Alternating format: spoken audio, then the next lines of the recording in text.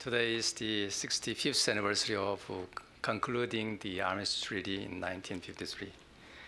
I'm very happy that the World Affairs Council and the Korean Consulate General in San Francisco can co-host a forum today on recent developments and current situations on the Korean Peninsula.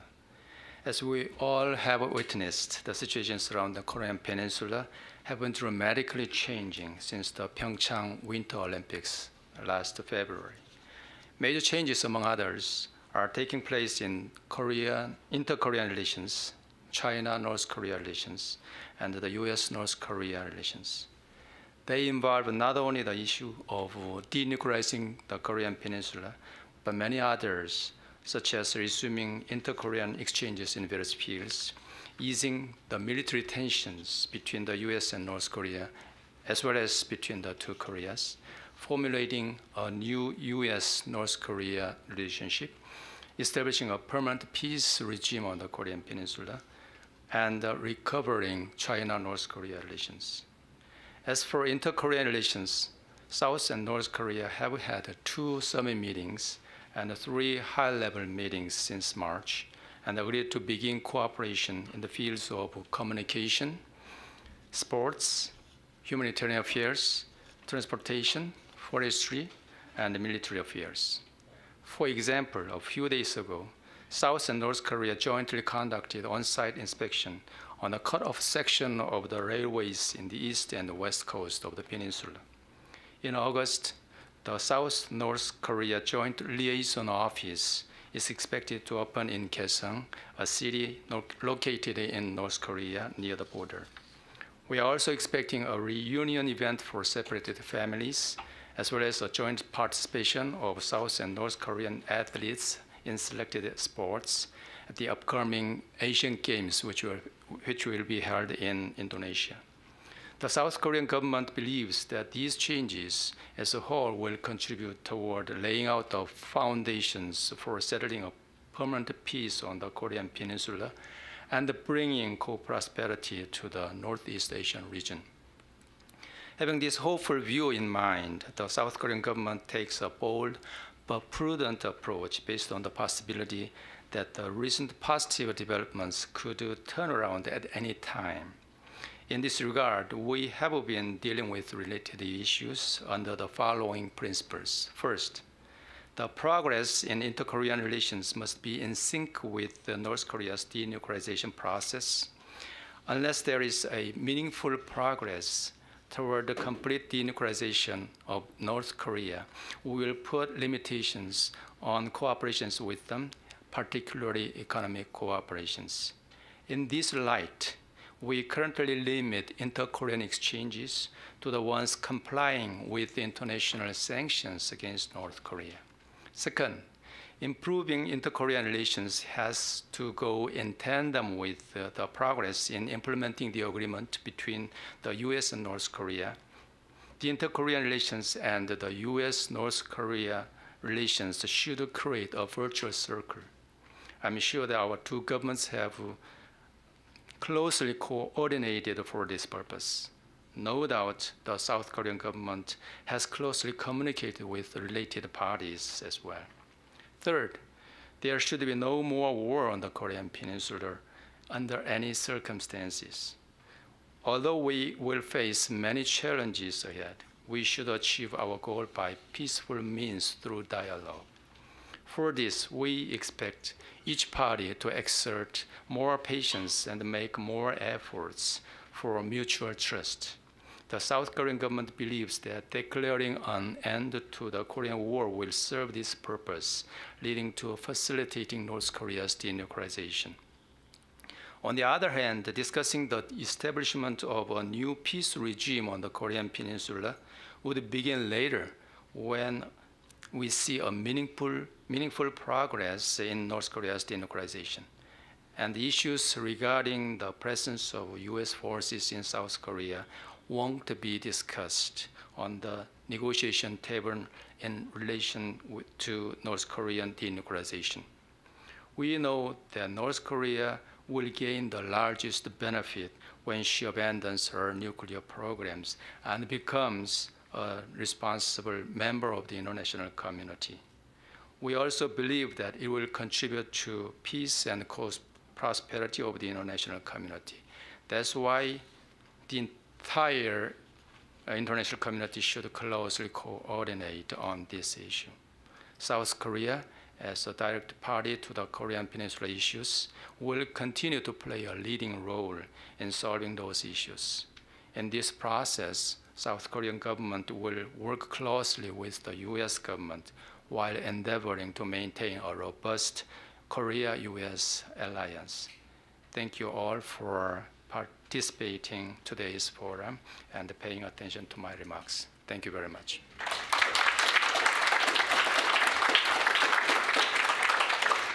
Thank you, Mr. Consul General. Just to give you a sense of what we're going to be doing now is we're going to spend an hour in conversation up here and taping it for the radio show, and I'll be integrating into my questions your question cards, so do keep them coming up. Then we'll spend half an hour off the record with you asking your questions directly, directly to the speakers. And the Consul General has generously offered to join us for that segment as well. We're particularly lucky this evening because we're going to be hearing from two South Korean scholars, one of whom is an expert in Japan and the other in China. And so it's an opportunity not only to take an overall strategic look at what's happening in the region and what's happening in the nuclear talks, but also get the perspective of those two neighbors who have such a deep and significant interest in the outcome. I'm going to start with to ask each of you. Here we are. We're on the heels of the Singapore summit. We've just celebrated the 63rd or whatever anniversary of the armistice on July 27. A variety of issues were discussed. Even the question of whether the armistice, which put a pause on the conflict but didn't technically end the war, even the idea of replacing that armistice with a peace treaty. So I'm going to start just by getting first, Yul-Sun, your sense of what to expect coming out of that summit and the various talks that Kim has had in the region, both with President Moon but also with Xi, and then turn to you as well. But start with you with this. Thank you. I'm honored to be able to participate in this great conference in San Francisco. I've been here. I'm based at UC Berkeley, and it's been 6 months and 1 month left.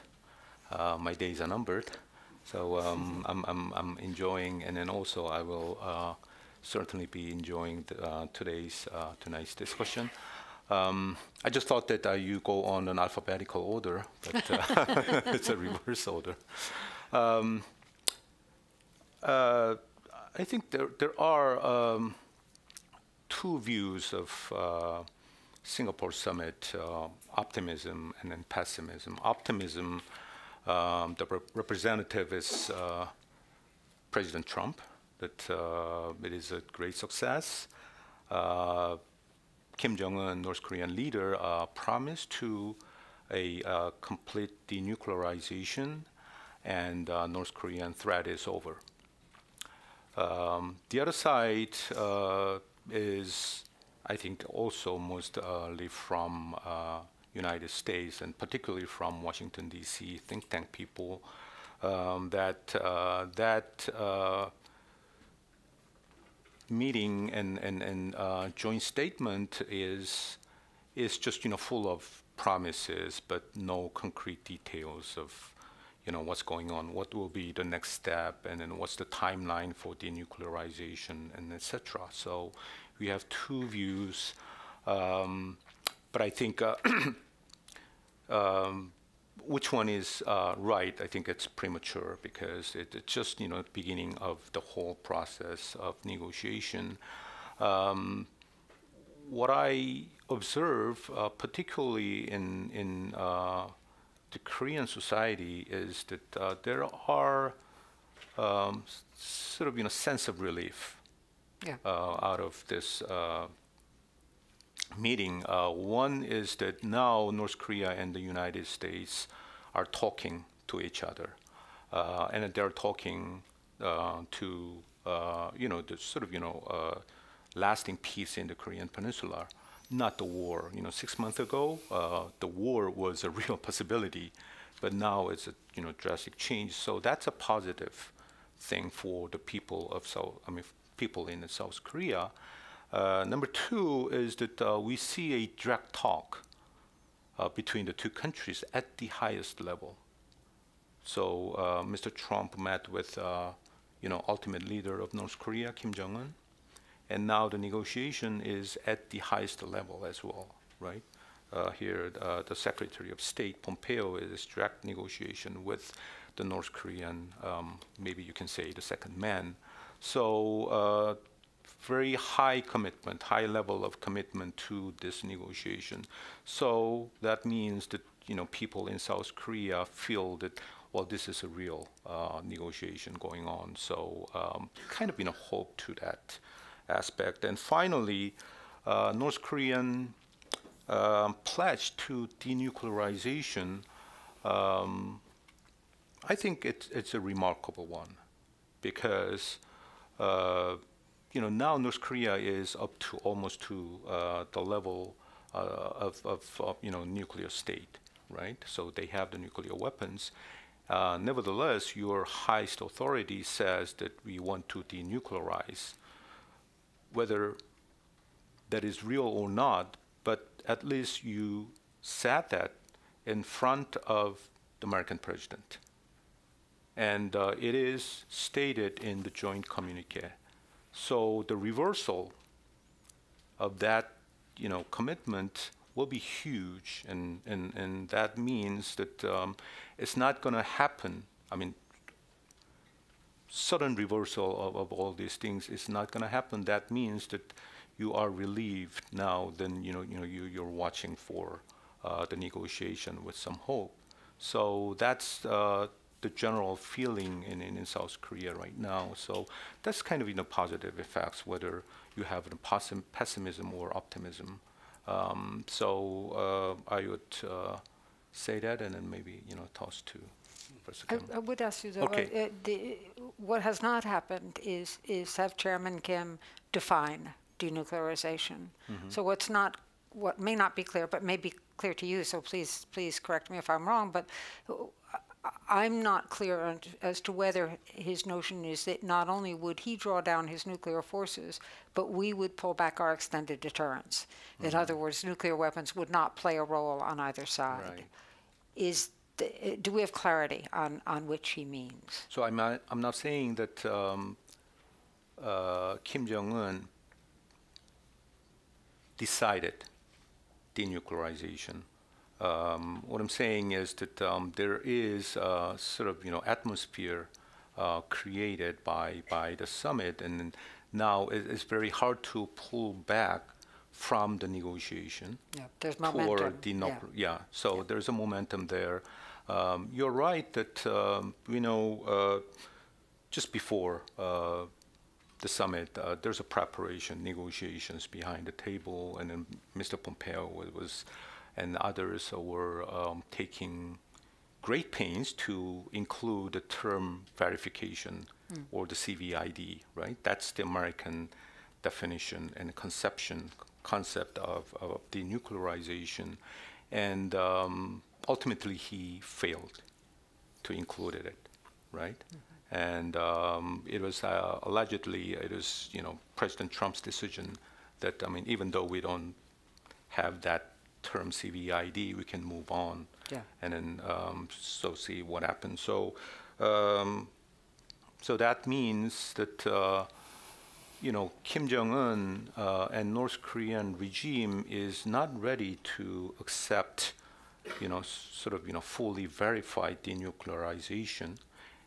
So it is the early stage of the negotiation. We are yet to see whether they are giving us a clear sign of, verifiable denuclearization. Not yet, but we don't have to, foreclose that. They are cheating or things like that. So we've begun.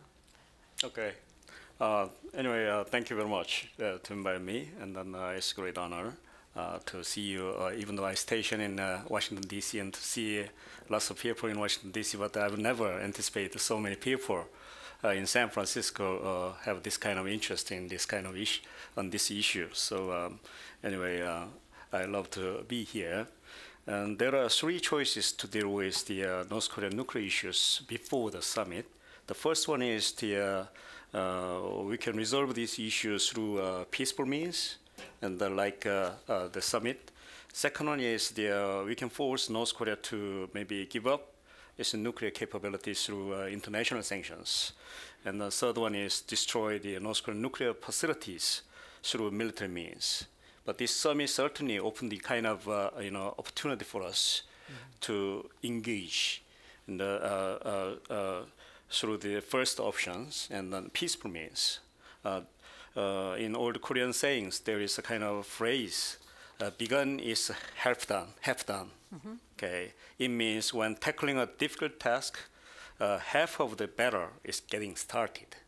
Okay, so even though Trump and Kim agreed general principles instead of detailed, agreements. So many of expertise were quite disappointed actually, and then the success or failure is still open to the question. Yes. But as Professor Son mentioned, it has a special meaning given the current environment, and then it was the first time to top leaders meet each other and agreed upon, resolving certain issues they each, agree to deal with. Okay, there is a kind of perception and belief the North Korea and China relations. Okay, and then which share the kind of alliance, and then also blood-shared kind of alliance, the kind of special bond. Anyway, China actually worried a lot about the summit, and then especially in China there was a kind of word spread, and then China passing, okay, in the summit, because China always tried to expand their influence over the whole Korean Peninsula. But if United States, was quite successful in inviting the North Korea and to have a better relationship with the United States, and then China might be alienated. Right. And then if we see the Chinese remarks, they evaluate the summit as a result of historical determination and concession, and then meaningful forward movements for denuclearization on the Korean Peninsula, which China continued to pursue. So China really welcomed the outcome of the summit. Yes. Yeah. And then later on, I'm going to explain why China so much welcomed this summit, and one by one. Well, let's talk a little bit about that, about what China's interests are. And I think starting with what is its attitude, what is Xi's attitude and his government's attitude toward the nuclear program that the North has been pursuing. They've not been supportive of it. Okay. During the Hu Jintao era, Chinese priority was the stability on the Korean Peninsula. So no war, no chaos on the Korean Peninsula. This is the kind of red line, even though China officially, announced that this is the Chinese red line in China's Korea policies. And but the stability and status quo is the main object of China's foreign policy on the Korean Peninsula, because China was not able to handle the or chaotic or other changes on the Korean Peninsula, and so China just want to maintain peace and stability. And so they're driven in part by a fear of the collapse of the North, right? Yeah, right, chaos. Right. Yeah. But after Xi Jinping became power, Xi Jinping changed its identity, national identity, from developing country to great power. Great power means they have a certain influence over the small states. So China wants to follow North Korea to keep the Chinese to protect China's interests, but as you know, Kim Jong-un never, never, respond to the, Xi Jinping's,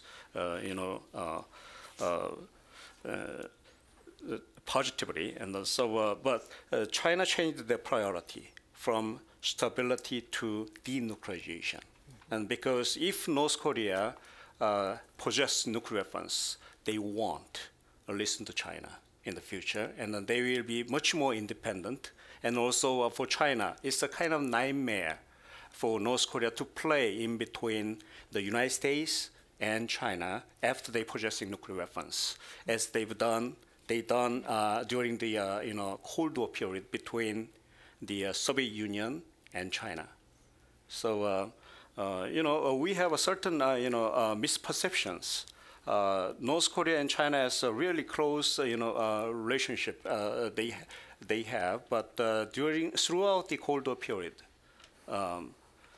China and North Korea suffered kind of a deficit of trust.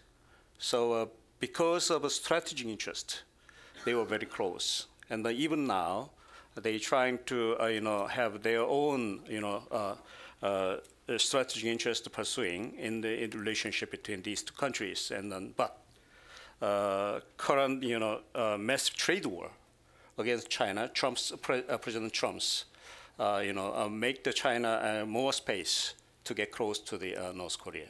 Yeah. So let's talk a little bit about the interests of China and all this a little bit more. First, you've got this concern about the collapse of the North and mass migration, the instability that suggests. Second, perhaps a worry that North and South and the U.S. will get along so well that there's that China is kind of left out of that relationship. I suspect that's a lesser concern. Were it not for China's willingness to sign on to extraordinarily tough sanctions, forged at the UN, pushed by Nikki Haley, were it not for that, do you think we would have seen Chairman Kim at the table? Would we have seen him in Singapore? I tend to think, we think of China's role as really significant in making this possible. Sure.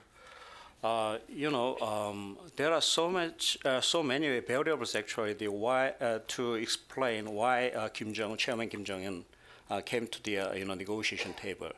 One of the main variables must be China's increasing pressure upon North Korea. Because as I mentioned, Xi Jinping identified itself as a kind of a leader of a great power. Yeah. And they really try to expand their influence not only over North Korea, but whole Korean Peninsula. But Kim Jong-un never responded positively to the Xi Jinping's request.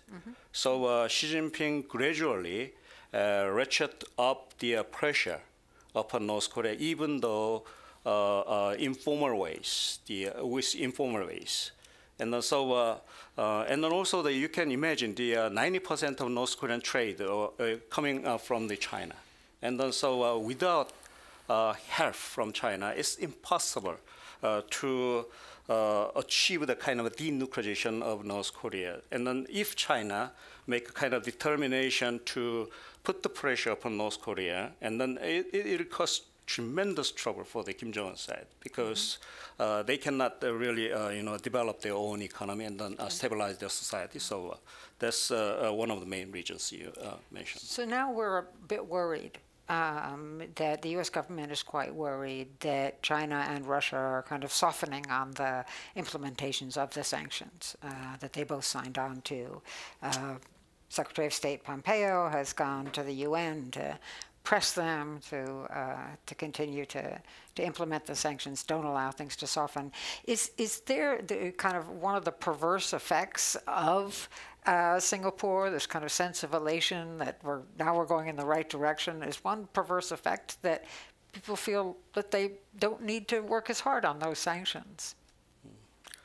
Yeah, Trump's execution of a massive trade war against China is mixed up with the Trump's. That's part of their thinking. Right. And then Trump's efforts for denuclearization of North Korea, and then China has a strong incentive to have a much more priority on the U.S.-China strategic rivalry instead of committing to the the denuclearization of North Korea.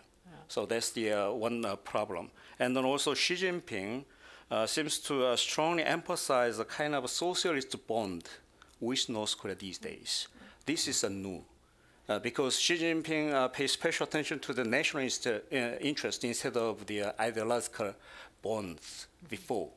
But Kim Jong-un, in a hurry, visited China and tell China kind of assurance North Korea will pay respect to the Chinese interest in the negotiation with United States.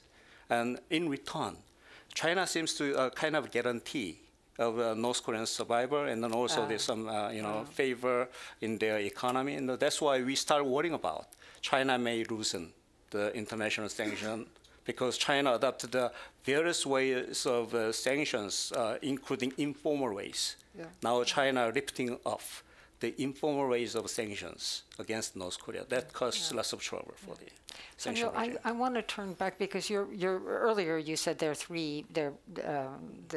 are three possible approaches. There's war, there's denuclearization, or there's living with nuclear weapons. From a Japanese point of view, is deterrence, is that third option? So should negotiations fail and we have to live with nuclear weapons and develop a deterrent strategy, is that a condition that Japan can accept? Well, Japan, traditionally they had a deep interest in the Korean Peninsula. There's the famous term that Korean Peninsula is a dagger, directed at the heart of Japan. Mm-hmm. So you need a pro-Japanese government in Korean Peninsula, or Peninsula might be divided, play as a buffer against Japan. The worst scenario is, anti-Japanese government prevailed in the whole Korean Peninsula. Now that half of North Korea is obviously anti-Japanese regime, and the Japan. Japanese is the people, and then Japan is the country that has the most negative view of North Korea. What's that, the abductions or in abductions particular? And in sort of long history of their perception toward North Korea. So that means that the identity of North Korea played a very big role in Japan's policy toward North Korea. So Japan has been the hardliner, the most hardliners in vis-a-vis the North Korean policy among the neighbors. Now, what's happening is that there's an overture by the United States, and Japan increasingly felt that two strategic concerns. One is that you are increasingly worried about the decoupling of strategic interests between United States and Japan, that Japan is within the range of medium and shorter missile. Yeah, it should be pointed out that of their missile tests, right, almost all fell within 200 nautical miles of Japan. So it's extraordinarily vulnerable. Right, extraordinarily and has vulnerable. chosen not to be a nuclear state itself. Mm-hmm, mm-hmm, mm-hmm. So that's one thing, that any kind of deal between the United States and North Korea over the ICBM, for example, then Japan is left alone. So there's this strong feeling of Japan passing here, not bashing. So Japan wants to be a part of this game. And two is that it's a repercussion of the deal that now President Trump has indicated that you want to reduce. You want to freeze the joint military drills between United States and South Korea. Actually, that drills also cover Japan and the Sea of Japan and others. And it is not just about deterring North Korea, but it's a drill for, in part, it's for the stability in the whole region. Do the Japanese defense forces participate in that? Not directly, but the forces stationed in Japan, American forces stationed in Japan are participating in it. So from Hawaii to Japan, Guam to South Korea, it's a whole range of military exercises. That's what's happening around South Korea. But if that's being freezed, then Japan worried that, you have to compromise your security. And second is that also Mr. Trump indicate, reduction of troops from South Korea. And that's also very much of a concern because of close military coordination between American forces in South Korea and American forces in Japan. So, that affects it. And finally, sort of, extended deterrence, right? Nuclear umbrellas has been there, but what might happen if some sort of, negotiation between United States, North Korea, and South Korea, that would affect Japanese, calculations of security. So Japan has been a major stakeholder of this, discussion, and now they want to be part of the negotiation. And one important way is to, have a direct talk with North Korea, so that you can discuss all these things, parallelly. So that's what's happening now. But like I said before, the Japanese government is very much hardliner, and the Japanese people are skeptical, pessimistic of North Korean leaders.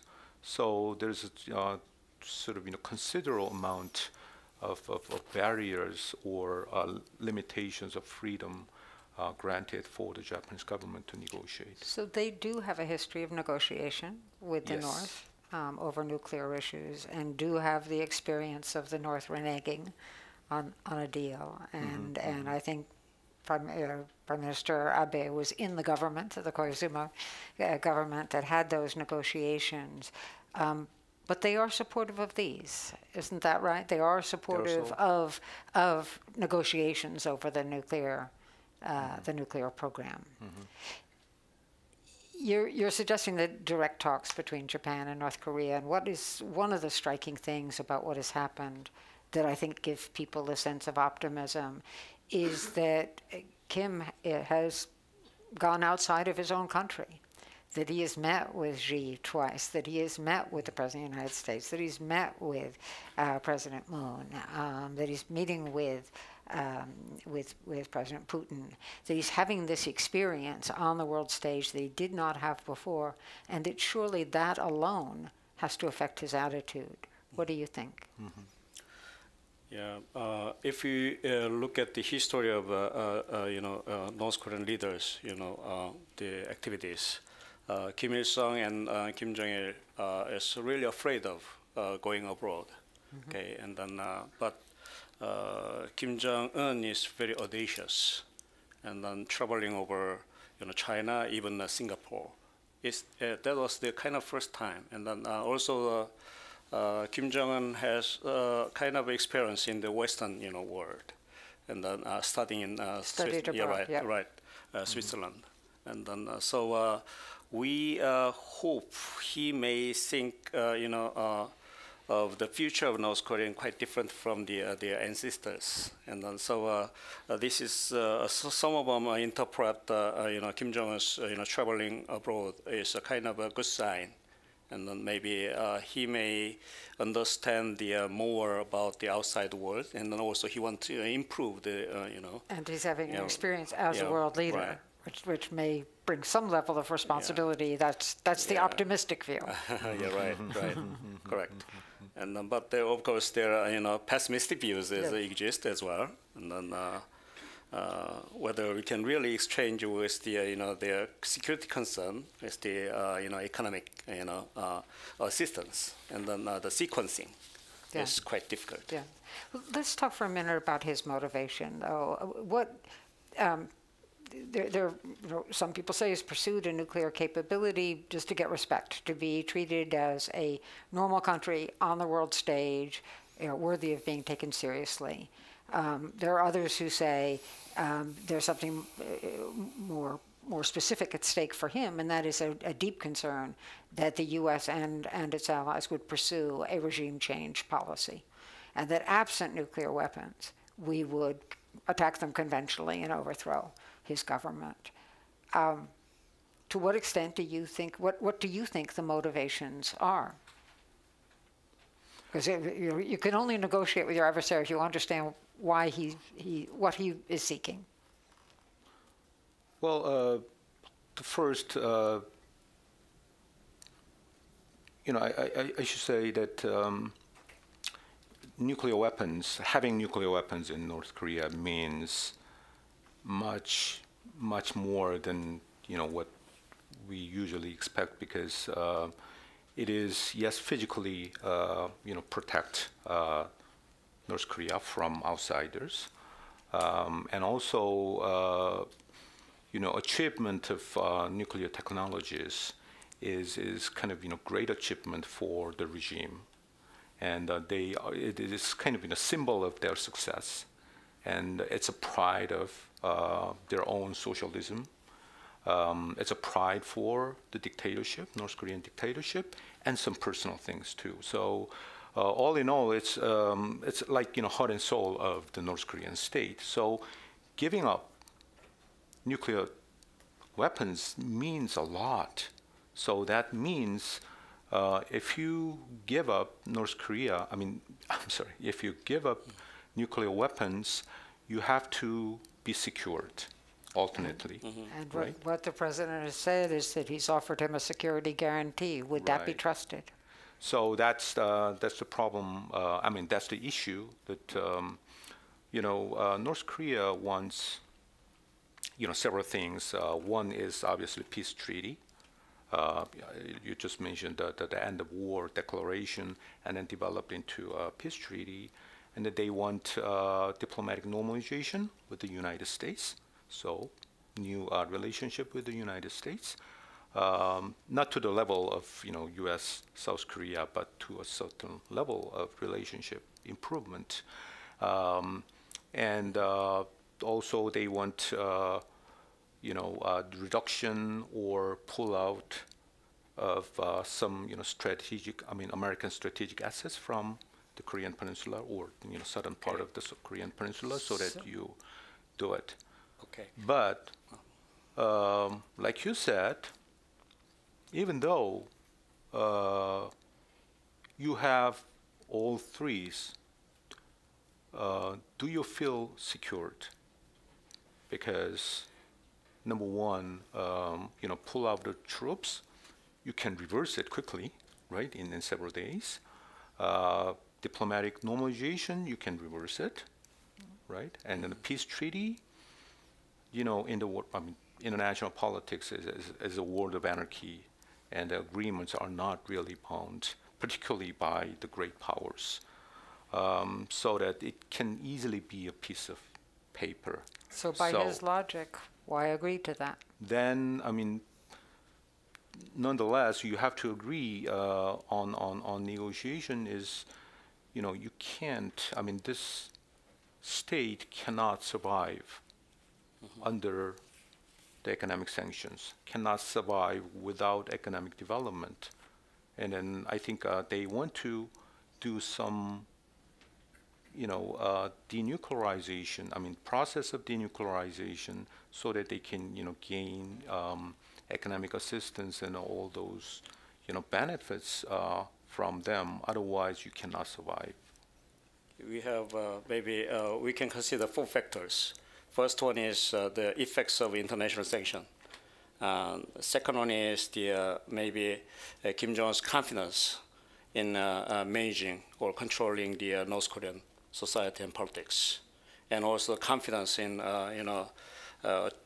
achieving the nuclear capabilities. And then another factor is the kind of leadership factor, Moon Jae-in's and Trump's. Kim Jong-un see the kind of opportunities to get through with these two figures. I mean, President Moon has created the opportunity. Yeah, right. And then and then also Trump is quite different from the traditional American leaders. Yes. Maybe no matter whether you like or not. And then fourth one is also the maybe the future of North Korea under these kind of sanction regimes.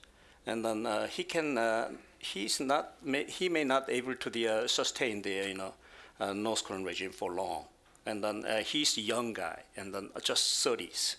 And then maybe he can see the 30 years in the future. And then so he need a kind of breakthrough. So if we combine all these factors, and it's not necessary that he agree with the CVID, so the so-called the denuclearization of North Korea. Maybe he may think about. He may think it's not necessary. Yeah, not necessary. So there's this other not so veiled threat out there. At one point, the President's National Security Advisor, John Bolton, wrote in an op-ed in the Wall Street Journal that, well, should talks fail, it would be perfectly legal under international law for us to do a preemptive strike, setting aside that the definition within the law of preemption is that it's got to be inevitable and imminent, and neither threat currently exists. But the fact that the National Security Advisor has publicly stated that one option is still to go to war, in fact, even have a nuclear strike, that does change the dynamic somewhat. Is that op-ed, those words, are they taken seriously in the region? When you hear from the Japanese, when you hear from the Chinese, when you hear from fellow South Koreans, is there talk of that point of view? No, I mean, you have to avoid it, because any kind of military preemptive attacks will cause retaliation to the area where American soldiers are there. Oh, so South Korea and Japan would be greatly at risk. Right, yep. Right. Yeah. So I'm sorry, you wanted to say something. I cannot really imagine the Bolton really seriously, execute that kind of option, because they cause tremendous troubles. And then I'm not sure whether we can, the United States can manage the kind of the consequences of it. Yeah. And then even China, and then Russia, and then even South Korea oppose, and then maybe Japan also afraid of, waging this. But the problem is whether North Korea take that kind of remarks quite seriously, and then they are not just dumb, and then they also have very capable specialists in dealing with these kind of issues. So so might that be a motivation one way or the other? Yeah, right. We have to find the other motivations, not only for the economic, preemptive, strike, the kind of. I mean, you could see it playing two ways. One way is to say, well, gosh, I better not ever get so vulnerable that I could be attacked. And so therefore I shouldn't be giving up the capability. The other way is, oh my gosh, there's a risk of such an attack, I better quickly agree to things. And not knowing how that plays, or the fact that one might move from one conclusion to the other, makes it a pretty volatile, makes it a difficult situation. I'm going to take you beyond the nuclear for a moment, and then I'm going to return to audience questions that are focused heavily on that, but not solely on that. And just ask you, we in the U.S. tend to look, at least right now, at this set of issues through a purely security lens. our concern right now is that nuclear capability. What does that mean for power relations? What does that mean for the safety of our allies? And even now that the ICBMs are at play, even the safety of our mainland. From the Japanese point of view, is there a more kind of complicated view of what trilateral relations should be like? Now, trilateral in this case, I'm thinking Japan, South Korea, China. There's an enormous set of economic issues involved, particularly with the U.S. coming out of TPP. From the Japanese point of view, what are the priorities in the relationship with South Korea and China, and to some extent with us? Mm-hmm. Well, one thing is that Japan needs to develop, improve relations with North Korea, because North Korea is the only country that has no diplomatic relationship with Japan, since 1945. So that's one issue, but we all know that there's an abduction issue, that dozens of Japanese were abducted by the North Korean agencies. So you have to resolve it, otherwise, you cannot really move forward. So that's one thing. And then two is that Japan wants a rule-based order in the Asia Pacific. Rule-based order, you understand what that means. And Japan has been, insisting for that and supporting for that, partly because of China. You want to, contain China, check and balance China through that term. That you see the South China Sea skirmishes, and so that's one the region. And now added is the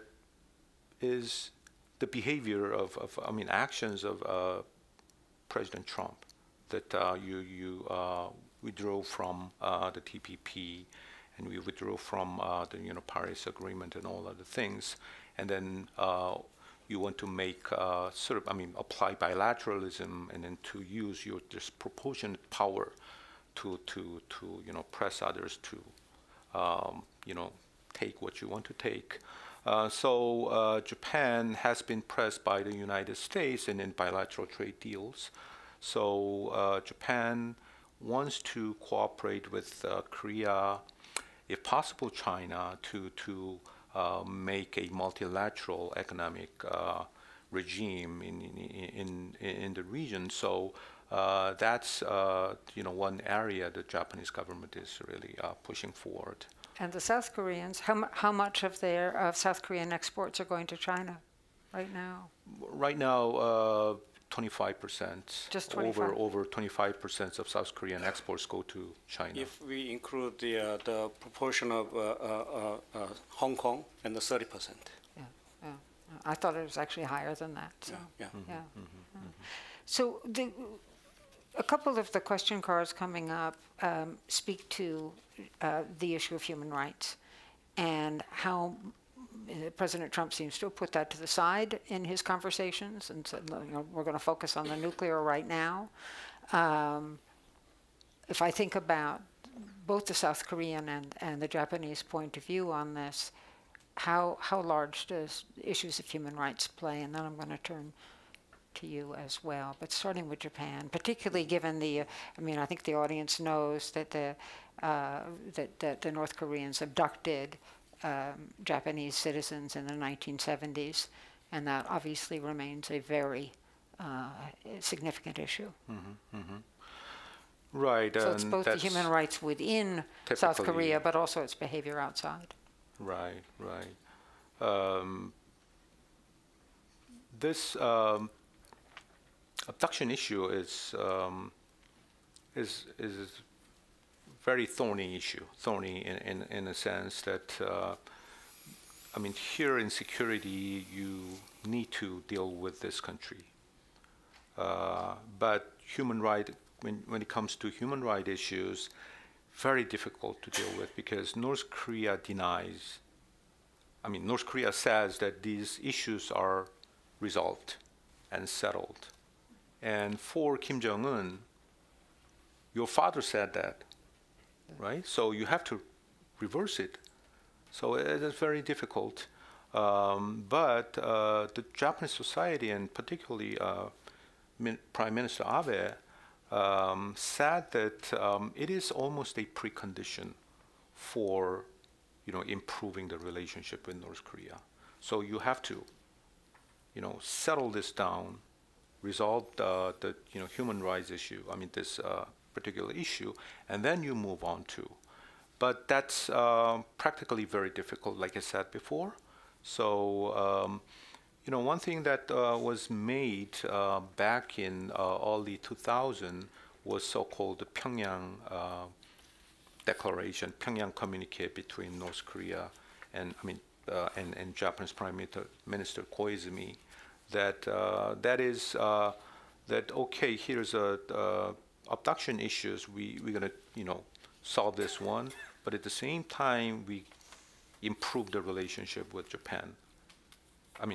Both countries. So it's a two-track approach, not that you have to resolve this abduction issue, human rights issues first, and then move on. So that is a very good example, and that is I think it's a diplomatic asset to the Japanese government. So you can go back to the Pyongyang Declaration, and then you can go on to handle these issues. That's what I hope for. And I assume China doesn't have quite the sense of urgency around these issues. No. If you look at the Moon Jae-in's 100 policy plans in the future, and then definitely there is improvement of North Korea human rights. This is the kind of obvious orientation of Moon Jae-in's North Korea policies. But the sequencing is important. Yeah. And so denuclearization is kind of urgent task for us. And but North Korea regard the human rights issues as a kind of weapon against North Korea, especially politically. That we're using it just as a club. Right. Yeah. So we should be very cautious. Sometimes indirect ways to improve human rights is much more effective than the direct ways under certain circumstances. So this is the time for us to use the kind of policies very cautiously under the imminent task of denuclearization of North Korea. So this is the kind of situation we face now. But assuming a singular focus on the nuclear situation, we're no better off in terms of the nuclear threat today than we were a week before the Singapore talks. So I think the question for many will be, what are going to be the signs that give something, give a reason for hope? If they're still producing nuclear fuel, yet destroying parts of their missile programs, if it nets out in the end to the same degree of threat, what should the public be looking for in terms of concrete next steps? Let me turn to the questions that were in the audience beyond the human rights questions, of which there were many. One questioner asks about, well, what about the failed six-party talks? It used to be that this was about Russia, China, North and South Korea, and Japan. Why are we in this set of bilateral talks when, in fact, you've got six parties with equal interest in this? Okay. Six-party talks really increase the kind of space for China to maneuver in the Northeast Asia. This is the kind of first time for China to utilize the kind of multilateral negotiation tools and to extend its influence in the international societies. So China really stick to the kind of six-party talks to maybe establish a kind of future platform. In Northeast security, mechanism, and then but after Xi Jinping became leader, and then China became much more flexible, and then China tried to adopt a kind of bilateral and trilateral, and then including six-party talks if the policy can be or the mechanism can be effective on the North Korean denuclearization. So this kind of China's flexibility actually increase the kind of pressure upon the North Korea. So now we are using the kind of bilateral talks, and then also maybe in the future trilateral. But China may, I think, they prefer, creating kind of, multilateral security mechanism in the future to manage the security issues in Northeast Asia. So this is. Okay. There are questioners who are asking about the U.S. approach. One notes that it came as a surprise to South Korea and Japan when the president announced that he would put a temporary freeze on military exercises, but also the suggestion that one day he would like to have the troops brought home. The next questioner asks, if Hillary Clinton were the president, would she have been dealing with North Korea in the same way? And the third one says, well, President Trump has proved to be unpredictable.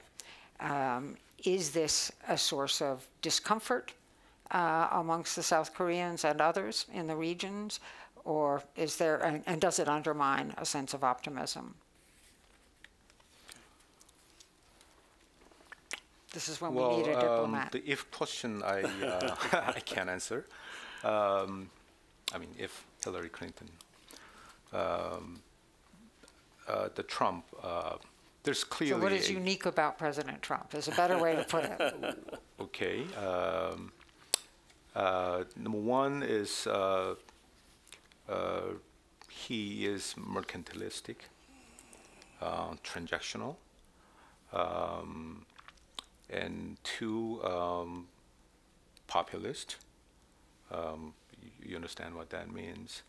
And three, unpredictable. And unpredictable. Unpredictable. One interesting example was that last year or a year ago, President Trump said that South Korea is doing lots of unfair trade practices, and then you have the Korea-U.S. FTA, which was actually was made. During the Bush administration. The FTA being a free trade. Right. Yeah, agreement. Free trade agreement between the two, and it is really bad deal. So we have to change it. South Korea is making huge trade surpluses vis-a-vis United States. So the South Korean industry and the South Korean government was alert, and you tried a lot to persuade the U.S. government that that is not the case. But Trump kept insisting. And then we have several trade negotiations on washing machines and on steels and all others, and and then renegotiation of the Korea-U.S. FTA, and the end result is not very much change it. So it's hard to predict what this president actually wants and what is the goal of your trade policy vis-a-vis South Korea. So that's kind of prevailing image of Mr. Trump. Unpredictability. And then, of course, with China, you mentioned that there really is a connection, that it's that when you've got a trade war, for example, with China, that could undermine other goals. Is that right? Yeah. I think the difference between Trump and Hillary Clinton will be their approach to the denuclearization. Trump adopted a kind of top-down approaches. So he seems to have quite confidence in himself. And then so the problem is how to implement. Okay, and then Hillary, if Hillary Clinton were president, and then she will definitely take the bottom approaches. So it's sure that the kind of gradualist approaches. So it will take time, and number one by one, and then also the utilizing the maybe think tanks in Washington D.C. and maybe San Francisco, and then the EU, and then also the some bureaucracies, and so utilizing all these kind of capabilities, and then so one by one, She would and have the ratcheting up the kind of pressure of North Korea. This is the traditional way. Yeah. But Trump adopted quite the new revolutionary way, but the outcome, I'm not sure the how he can implement, and that's the question. Yeah. How do folks in the region view the agreed framework that was achieved during Bill Clinton's administration, that in fact lasted for several years and forestall the development of the nuclear program? Is that viewed as something that was a total failure, or is that viewed as something on which one could build? I understand conditions are different because they actually have an arsenal at this point and didn't yet then, but is that viewed as something upon which to build, or something to sort of say, well, that didn't work? Many experts in Washington D.C. Seems to think the agreed framework kind of failed, actually, and to achieve the goal we targeted, and denuclearization. And then, but they also seems to be in the difficulties to find the alternatives as well. Right. And then, so there was a kind of assumption of the American strategy toward China, and then 4 assumptions basically. But now it turns out to be failure.